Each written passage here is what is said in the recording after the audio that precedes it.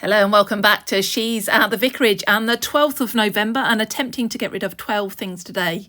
What a rainy day it's been here. And I even had a burial outside, but I don't know if you remember last year finding my clerical cape. Well, I wore it for the first time. My shoes were wet and my head was wet, but lovely to have that clerical cape. So I'm glad I found that.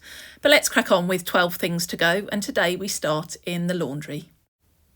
And so often you see me getting this laundry looking beautiful and then this happens and it becomes a bit of a mess again. I'll explain what those bottles on the windowsill are nearing the end, but you can see that this hasn't gone to plan. I pulled up the beetroots from my garden earlier this autumn and haven't actually got round to them. The picture and the plant I'm showing you actually were decluttered from the porch.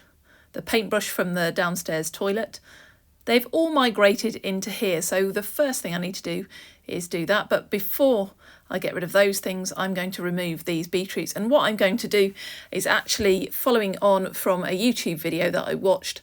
I actually soak the beetroots and then peel them. And I've actually cooked them and frozen them. But back to the laundry, and I need to collect up the bits. Just going through all the rubbish, the obvious rubbish. That's a carrot that's withered away and I never got around to doing anything with. Some compression socks I had for my operation earlier this year. And then there are a lot of other items that just need rehoming, some paper to be recycling.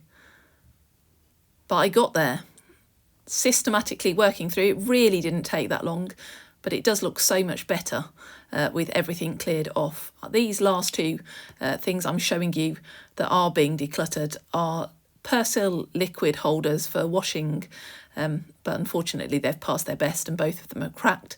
I use them to scoop up the powder now, but they don't work very well, and so I've decided they can be decluttered. They've served their purpose and they can go. Another little thing that served its purpose, I just decided to join these two multi-purpose cleaners together. So that's one bottle gone. After cleaning up the surface, it was to go through this mess under the sink. That black bag is full of paper that I just need, I use as fire starter when I burn stuff. So that's just being moved out the way for now, but that can go in the garage, as can the saw, the screwdriver and the gloves. They just need to be rehomed. Then the line prop needs to go back in the laundry cupboard. These plastic bags actually have been around the laundry since June, I think they were on the surface and then got put down. They're actually bags I brought back when we went up to Gardeners World Live in June, and they just have some magazines in, and I thought I'd look through them, but I decided instead I will declutter that magazine and the bags can be reused, put with our other bags and reuse. Some more catalogues to be recycled. So that's those dealt with. And so there we have it, systematically going through, putting things back where they belong, clearing out the clutter and making the space look better. It really doesn't take that long, and yet for some reason it gets left too long. Now it's easier, much easier for me to clean the floor.